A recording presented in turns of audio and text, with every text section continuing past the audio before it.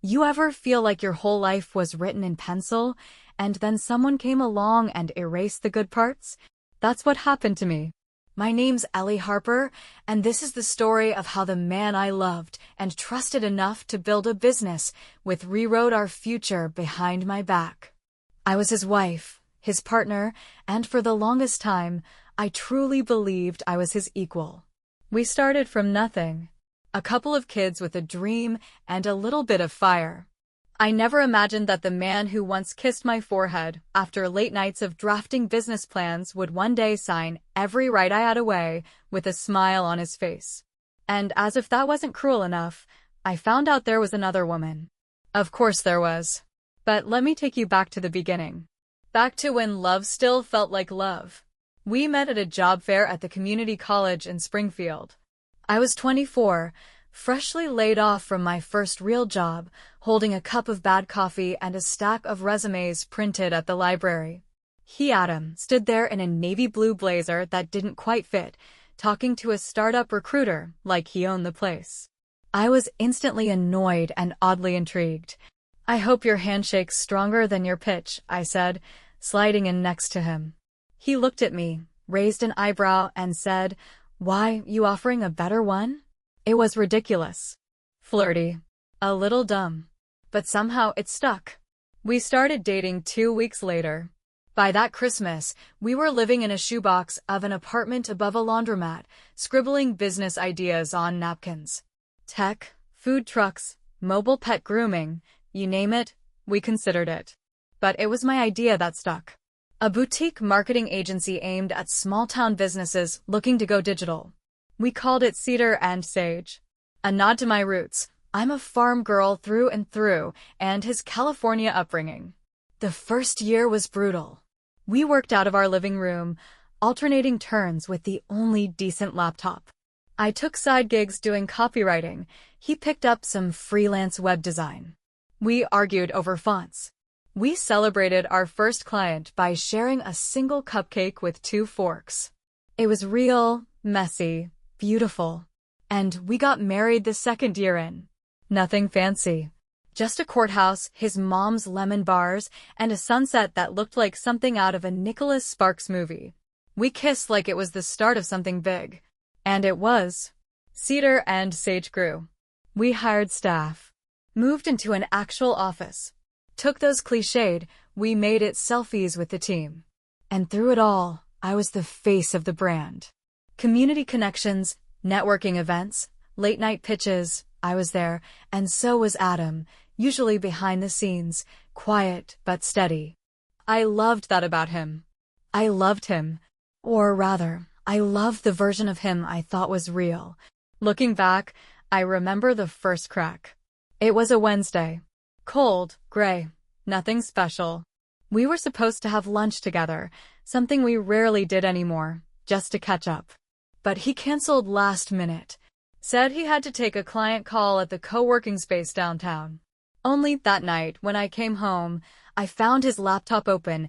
He'd left it charging on the kitchen table. And I swear I wasn't snooping. But there it was, a calendar entry titled Dinner with Elle. My stomach flipped. Elle? Who the hell was Elle? I didn't confront him that night. I didn't even sleep. I lay there, counting the spaces between his breaths, trying to convince myself I was being paranoid. We were both busy. Maybe Elle was a client. Or a supplier. Or some intern with a nickname. Right? But the next morning, something inside me shifted. It was a quiet shift, but irreversible. Like realizing you left a window open during a storm. You can't unsee the water damage. You just start noticing how damp everything feels. Still, I waited. I watched. And then I found the documents. They always say betrayal doesn't happen all at once. It's not a single moment. It's breadcrumbs. A look that lasts too long. A phone turned over when you walk into the room. A lock added to a drawer that used to be open. I just didn't want to believe the trail was leading me to the man I kissed every morning for 10 years.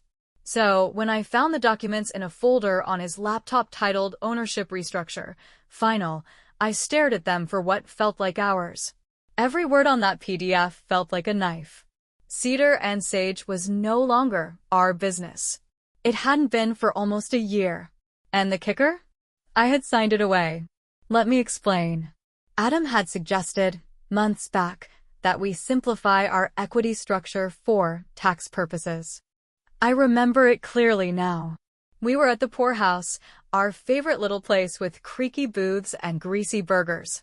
He reached across the table and took my hand, said something like, "This'll help us streamline things. Keep it clean for investors.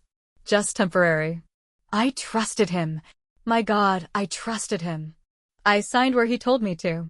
Turns out, that was the moment I gave it all away. My signature, my name, sitting right there on that scanned copy. My heart dropped through the floor. But what really made me sick was the second folder. It was hidden, not labeled anything obvious. Just a folder named Client L. Inside, a stream of emails. Hotel bookings. Pictures, selfies even. Her name was Lauren. Blonde. Smiling in every photo like she belonged in the frame. In one, she's wearing Adam's hoodie. My hoodie, actually. I knew because I'd bought it for him last Christmas. He hated shopping. Said I knew his style better than he did. I closed the laptop. My hands were shaking so badly I spilled the glass of water I'd brought into the kitchen. I sat there in the mess, drenched, frozen. I could hear the distant hum of the dishwasher and the rain tapping against the windowpane, like the world was trying to comfort me while I shattered. That night, when Adam came home, he tossed his keys into the bowl by the door like it was any other day. He walked in, kissed my cheek, and asked, "What's for dinner?" I couldn't answer. I just stared at him. He paused. "You okay?" I saw the papers, I whispered. He blinked, confused at first. Or pretending to be. "What papers?" "The ownership restructure," I said, voice flat, calm. Too calm. And Lauren. Everything changed in that instant. His face drained of color. His mouth opened slightly like he might say something. But he didn't. Just turned away and walked into the living room like maybe if he got far enough from me, it wouldn't be real. "Say something," I said, following. He sat on the edge of the couch, elbows on his knees, rubbing his temples. "Ellie, it's complicated." "Oh, you think?" I laughed. A sharp, brittle sound. "You stole my company. Our company. You cheated on me. You lied." "I didn't steal it," he snapped. "You signed the paperwork. You asked me to. You told me it was temporary." He stood. "Look, I needed control, okay? You were too emotionally involved, making decisions with your heart. We needed to be taken seriously, and you were. Too soft? Too much of a woman." I cut him off. My voice rose like a tide I couldn't hold back. "Is that why you handed my clients to your little side piece?" "It's not like that." "Then what is it like, Adam?" I screamed. Because from where I'm standing, it looks exactly like betrayal. That was the night the truth came out. All of it. He didn't love her, he said. It wasn't about her. It was about control, ambition, growth, whatever cold business jargon helped him sleep at night. "I built that company too," he said. I didn't want to share it anymore." He said it, just like that. I didn't want to share it anymore. And that's when I stopped crying. The tears that had started on the kitchen floor, dried up like a faucet, finally turned off. I stared at the man I had once imagined growing old with and realized I didn't recognize a single thing about him anymore. "You're going to regret this," I said. And he smiled. "No, Ellie. I'm finally free. You know what they don't tell you about betrayal? That after the shock wears off, after the tears dry up and the yelling stops, there's this terrifying clarity. Like waking up after a bad dream and realizing you're still in the nightmare, but now you're wide awake and taking notes. The night after our blow-up, I didn't sleep. I sat on the living room floor with a bottle of rose and my old notebooks, dusty little things I hadn't touched in years. They were full of doodles, branding sketches, campaign ideas, the first scribbles of what would become Cedar and Sage. My fingerprints were all over that company. So no, I didn't collapse. I didn't run to my mom's house or crash on a friend's couch. I did what I always do when the world tilts off its axis. I made a list. 1. Get a lawyer. 2. Find out what I signed. Every line. Every loophole. 3. Tell the truth. Loudly. Publicly. 4. Start again. Better this time. And maybe, just maybe, burn a few bridges along the way. I was done being the sweet, accommodating partner. Ellie Harper was back, and she was pissed. That morning, I called the one person I knew would tell me the truth even if it hurt Renee. Renee and I had been friends since sophomore year of college. We survived internships, breakups, job hopping, and one particularly awful karaoke night in Vegas that we swore to take to our graves. She was a contract attorney now, the kind who wore power heels and could smell BS in 6 different fonts. I called her at 6:45 a.m. She answered on the first ring. Ellie, she sounded alarmed. Are you okay? No, I said. And I need a lawyer. Tell me everything. I met Renee 2 hours later at a diner just outside town. She slid into the booth in a gray blazer, already scrolling through her iPad. Send me the files. All of them. I passed over the documents I'd downloaded from Adam's laptop. She took one look and let out a low whistle. Wow, this is shady. Not illegal, but shady. And depending on how he presented it when you signed, we might have something. I nodded, twisting the sugar packet in my hands. And the affair? She raised an eyebrow. Morally revolting, but not legally actionable. Unless she's involved with the business. Was she? Marketing consultant. Contract basis. Renee grinned. A slow, wolfish thing. Now we're talking. Let me do some digging. And just like that, I had a legal eagle in my corner. The next few days were a blur. Renee uncovered more than I ever expected. Lauren had been on the payroll under a fake vendor name. Adam had funneled almost $80,000 through her consulting services over the last year. And some of it came from client retainers I had secured personally. You want to blow this up publicly? Renee asked. I hesitated. Not because I wanted to protect him, but because of the fallout. The team. The clients. The people who still thought Cedar and Sage was the dream couple behind a dream company. But then I remembered the feeling of sitting across from Adam while he told me, without a shred of guilt, that he didn't want to share anymore. And that was all the answer I needed. I posted a statement on LinkedIn. Short, classy, deadly. After 10 years of building Cedar and Sage with my husband, I've stepped away due to irreconcilable professional and personal differences. While I cannot comment on legal proceedings, I will say this. Integrity matters. Relationships matter. The truth matters. And the truth always comes out. I'm starting something new. If you've worked with me in the past, you know who I am. And if you're ready for bold, fearless marketing again, stay tuned. It was like lighting a match in a room soaked with gasoline. My inbox flooded. Clients. Old colleagues. Even people I barely knew from networking events reached out. Some shared their own horror stories. Some just said, "We're with you." And some, God bless them, asked where they could send their contracts. That night, Adam texted me for the first time in days. Really classy, Elle. I hope you're proud of yourself. I stared at it for a full minute. Then I replied, I am. For the first time in a long time. I deleted his number right after. There's a moment in every woman's life when she realizes she's not the supporting character anymore. When you stop waiting to be saved and start saving yourself. For me, that moment came a week after I sent Adam packing emotionally and professionally. Renee and I were sitting in the tiny spare room in my sister's place, now my makeshift office, surrounded by stacks of old branding boards, sticky notes, and about 17 half-empty coffee mugs. It looked like chaos, but to me, it felt like power. Like freedom. You ready to build this thing? Renee asked, her laptop glowing in the low light. I looked at the name I'd scribbled on a napkin the night before, now printed in a big bold font across the top of a one-page pitch deck. Elm and Anchor. Elm, short for Ellie Marie Harper. Anchor because I was done drifting, done depending on anyone to keep me afloat. Yeah, I said. Let's build something real. Word traveled fast in our small business community.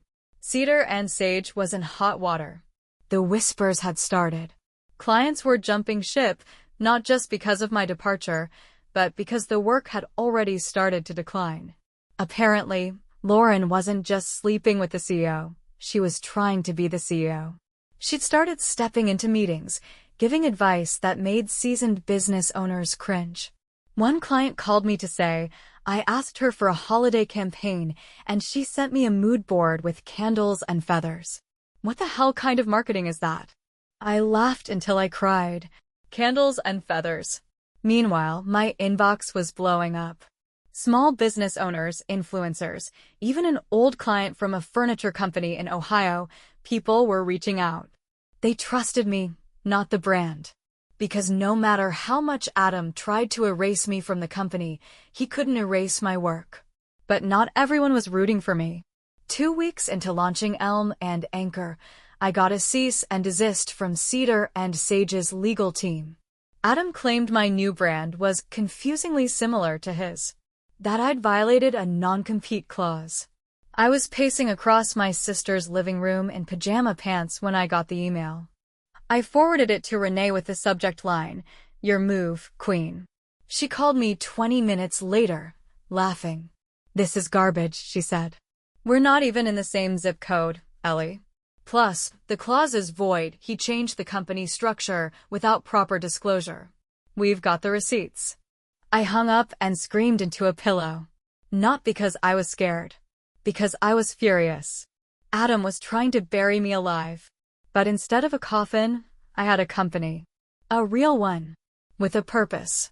The breakthrough came from the most unexpected place, Sasha.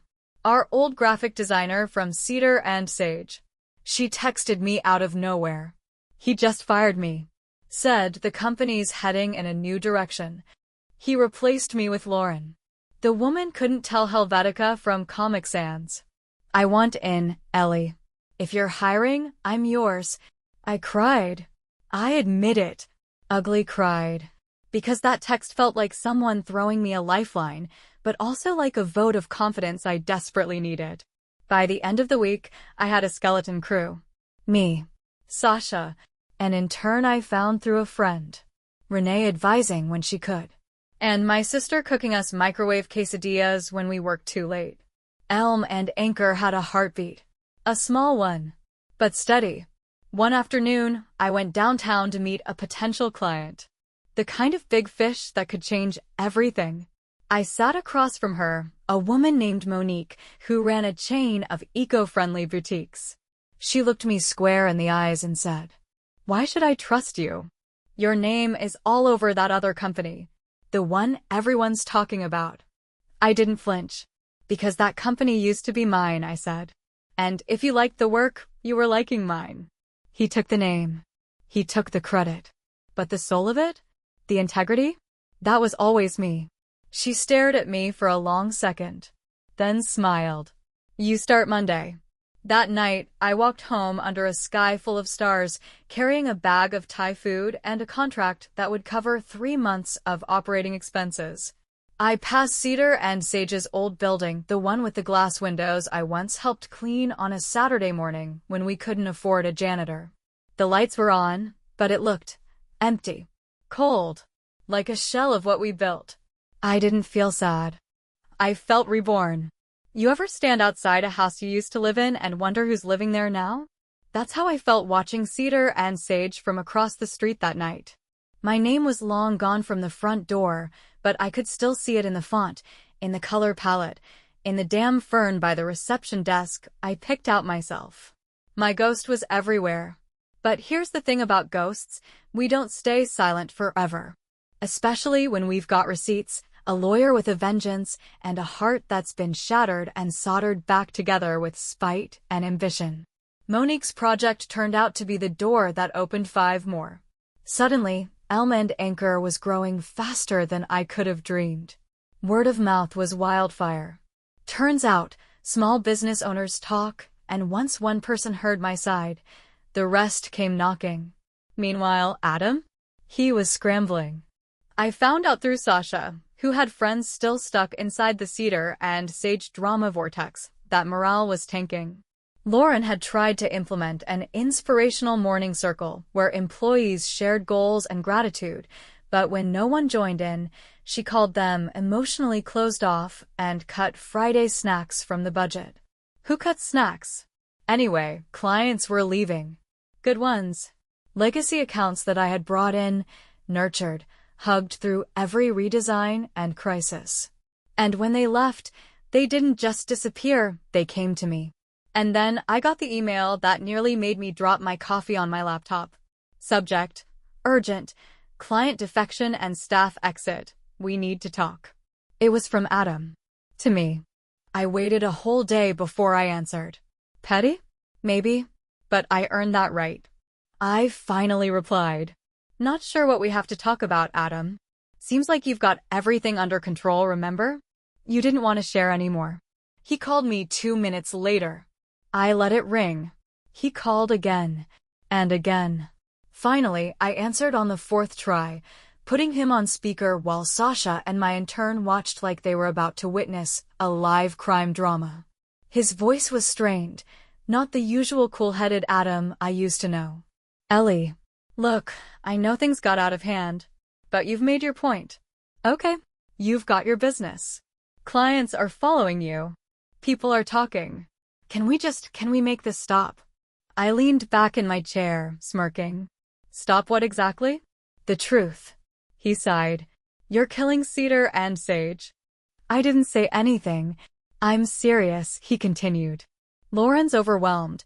Half the staff is gone, and people are questioning our leadership. I'm asking you, can we talk? Just us. No lawyers. I looked around the office. My team. My space. My second chance. No, I said. Because the moment you pushed me out, you lost the right to ask me for favors.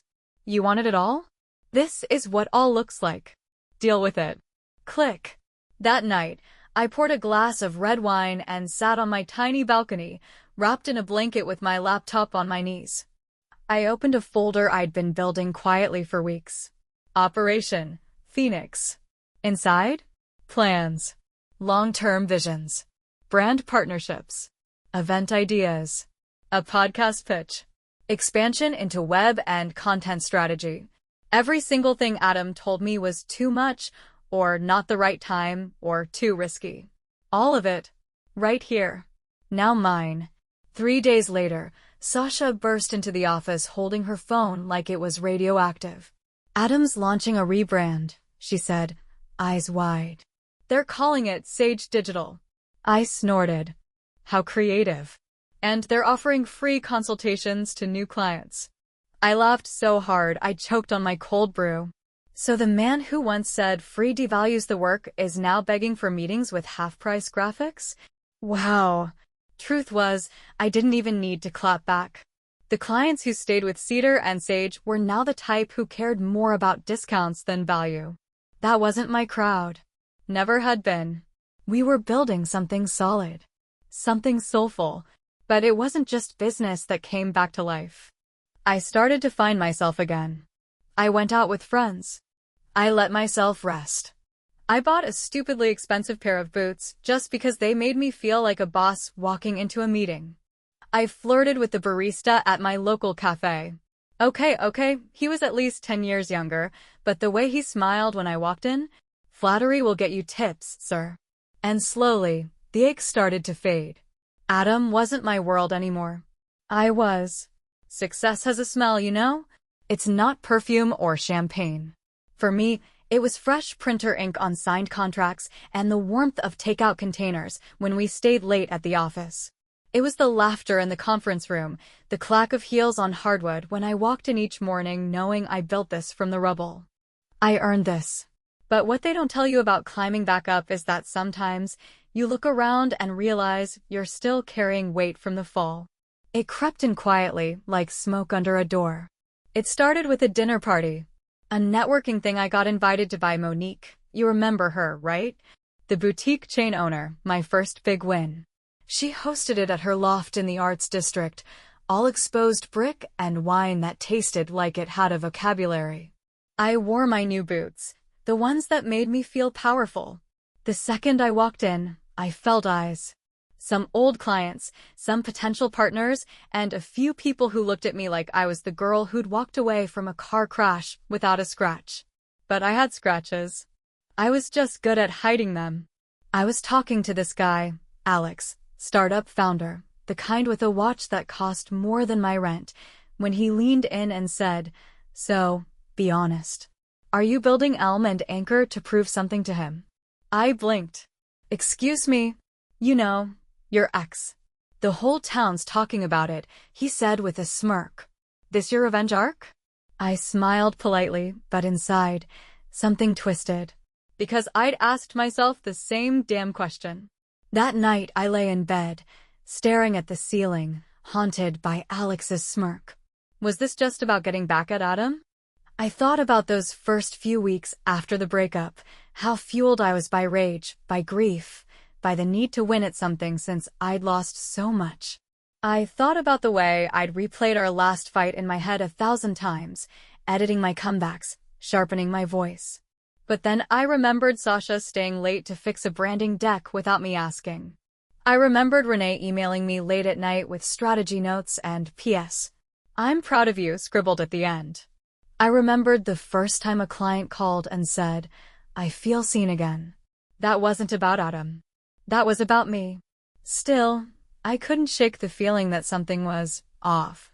Like I'd been sprinting so hard I forgot where the finish line was.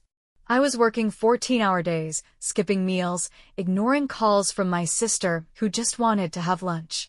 I'd turned into a machine. And I knew where that road ended because I'd been there before. With him. So I did something that scared the hell out of me. I took a weekend off. No laptop. No phone. Just me, a cabin by the lake, and a journal I hadn't opened in years. At first, I couldn't stop twitching. My fingers kept reaching for notifications that weren't there. My brain kept shouting, what if a client needs you? What if there's a crisis? What if Adam pulls something again? But then, it got quiet. Really quiet. And I started to hear myself again. Not the woman he tried to break. Not the one who rebuilt out of spite. Me. Ellie, who used to dream about starting her own studio while sketching logos on napkins. Ellie, who cried when her first client said, "Thank you." Ellie, who once believed in love and late nights and being a team. I wrote page after page. Not just about Adam, but about my future. What I wanted. What I didn't. Where the fire inside me came from. And how, maybe, just maybe, it was time to stop letting him live rent-free in my mind. When I got back, there was a box waiting on my doorstep. No return label. Just my name and handwriting I recognized immediately. Inside, a bundle of old notebooks. My notebooks. The ones I'd left behind in the cedar and sage office when I moved out. Tucked between the pages was a note. I didn't have the right to keep these. I'm sorry for a lot of things. But I'm most sorry for forgetting who we were when we started. You deserved better. Hey! I sat there on the porch for a long time. Not crying. Not angry. Just sad. Because buried under all the wreckage was something that once was real. 2 kids with coffee-stained dreams. 2 people who believed in something beautiful. And somewhere along the way, one of them got greedy. And the other one got strong. When you've been through hell and back, happiness feels suspicious. Like, is it real? Is it safe to lean into it? Or is this just the calm before another storm? I asked myself those questions a lot that spring, because for the first time in over a year, my life felt light. The business was steady, my team was thriving, and my laugh, my real, belly-deep laugh, started to show up again in everyday moments. At first, it felt like wearing new shoes. Unfamiliar, but good. It started on a Tuesday morning. The sun was too bright, my coffee was too strong, and I'd just finished running a client call when Sasha peeked her head into my office with that look. The one that meant something was about to get weird or interesting or both. "There's a guy in the lobby," she said. "Says he's here about the community project you mentioned on LinkedIn." I wrinkled my forehead. I didn't post anything about that yet. Exactly, she smirked. But I think you'll want to hear him out. And also, he's hot. I laughed. Sasha. What? I'm just saying, it's been a while. Let the man pitch and see if he's got dimples. He did have dimples. And a clipboard. His name was Nate. He ran a local nonprofit that worked with teens, teaching them creative trades, getting them into internships, helping them build portfolios. He'd heard about Elm and Anchor through a mutual client and thought maybe we'd be interested in mentoring a few kids from his program. Marketing's a hot field, he said, sitting across from me in our little conference room. And most of these kids have hustle, they just need someone to show them the ropes. I was already nodding. I love it. I really do. We've been talking about outreach for months, but this feels like exactly the kind of thing we want to invest in. He smiled, and yep. Dimples. You're easy to convince, he said. I grinned. Nope. Just decisive. That's how it started. He came by the office twice a week. Brought 2 students with him, Kayla and Theo. Kayla wanted to be a designer. Theo wanted to code. They shadowed Sasha, asked questions, soaked everything in like little creative sponges. And I got to feel the kind of joy I hadn't felt since the beginning. The why of it all. Sometimes Nate and I would stay after the sessions and talk. At first it was about the kids. Then it was about life. He told me about his divorce, I told him about mine. He mentioned how hard it was to rebuild trust. I laughed and said, same. And slowly a rhythm formed. One night we stayed after everyone left. I was wiping down the whiteboard when he came in, holding 2 paper cups of chai. You always clean like that, or is this just nervous energy? He asked, handing me one. I don't get nervous, I said, sipping. But I do get obsessive about dry erase residue. He chuckled and leaned against the table. You ever think about what you'd be doing if none of this happened? If the business hadn't fallen apart? If your ex hadn't stolen everything? I finished for him. He winced. Yeah, that. I looked at the whiteboard. At all the plans and campaigns and color-coded schedules. Honestly, I'd probably still be there. Thinking I was happy. Playing small. Trying not to ruffle feathers. That betrayal, it hurt. It nearly broke me. But it also set me free. He nodded slowly. You're strong. I turned toward him. Not always. But I'm learning. And then he looked at me. Really looked at me. Not like I was a survivor. Not like I was some broken thing trying to put herself back together. He looked at me like I was whole. And damn it, if my heart didn't do a little flip. I didn't sleep that night. Not because I was upset, but because my brain was spinning with the realization that I was ready. Not just to work. Not just to fight back. But maybe, just maybe, to love again. Not today. Not tomorrow. But soon. And then came the invitation. A local business award ceremony. Somehow I'd been nominated for Entrepreneur of the Year. I didn't even know they were still doing those things in person, but sure enough, a fancy envelope, gold lettering, and a dress code that said semi-formal but fabulous. I almost didn't go. Almost talked myself out of it. But then Sasha rolled her chair over and said, You deserve to be in that room, Ellie. You built something. From nothing. That's not just business. That's badassery. So I went. And I wore red. Because Adam hated red. Said it was too loud. I say it's fire. And baby, I was burning bright. Funny how life can feel like a movie sometimes at the lights, the slow turn of heads, the sudden thud in your chest when someone walks in you never expected to see again. That's how it was that night. I was standing near the back of the event hall, sipping Prosecco and trying to keep my Spanx from cutting off circulation when I saw him. Adam. In a navy suit that looked suspiciously like the one he wore the day we signed our first client. He hadn't changed much. Still tall, still annoyingly handsome, still carrying himself like the room belonged to him. But there was something different too. A little tired around the eyes. His smile didn't land like it used to. He looked like a man who'd been through a storm and hadn't quite found dry land. And there I was, dressed in fire engine red, with a business and a soul he couldn't touch anymore. I turned away before he saw me. Nate was across the room talking with Monique, and I made a beeline in that direction like my life depended on it. Because for a second there, I felt that old pull, that little ache in my chest that remembered late-night ramen, laughing in bed, our names side by side on a storefront lease. But I wasn't that woman anymore. And he sure as hell wasn't that man. The ceremony was short and sweet. A couple of speeches, an open bar, and finally the awards. When they called my name, I actually froze. Ellie Harper of Elm and Anchor, Entrepreneur of the Year. The applause started slow and swelled like a wave. I blinked at Nate, who grinned and whispered, "Go get your flowers, girl." I walked up with legs that felt like jelly but a spine made of steel. They handed me the plaque. Gold, shiny, heavier than I thought. The MC leaned in with a microphone. "Ellie, would you like to say a few words?" I took a breath, looked out at the sea of faces, and I saw him, Adam, near the exit, watching. "I wasn't supposed to be here," I said, my voice surprisingly steady. "A year ago, I lost a lot.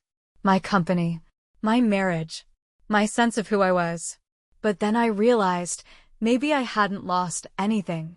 Maybe I'd just been cleared out, made space for something better." I paused, felt my throat catch. Elm and Anchor isn't just a business. It's a rebirth. And if there's one thing I've learned through all of this, it's that you don't need someone else's permission to start over. You just need your own damn courage. Applause again. Louder this time. I stepped down. And for the first time in a long time, I didn't feel small under the lights. I felt seen. Later, as the crowd thinned and I was tucking my award into my purse, Adam approached. "Ellie." I turned. "Adam." He offered a tired smile. "That was a hell of a speech." "Thanks." He glanced around. "You look good." "Happy?" "I am." He nodded slowly. "I made a mess of everything." "You did." "I miss what we had." I looked him in the eye. "I don't." He flinched, just a little. "I deserved that." "Yes," I said, soft but firm. "You did."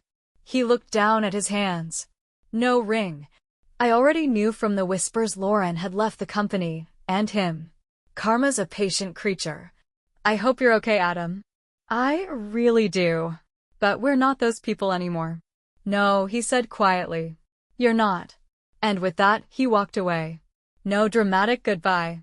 No plea for a second chance. Just silence. Nate found me near the coat check. "You good?" he asked. I slipped my arm through his, leaned against his shoulder. "I am now." We walked out into the crisp night air, heels clicking on pavement, headlights reflecting off the plaque sticking out of my bag. I looked up at the sky clear, stars bright like little promises. Starting over isn't about revenge. It's about reclaiming your joy, your voice, your future. And somewhere in all that dust and heartbreak, I found something better than love. I found me.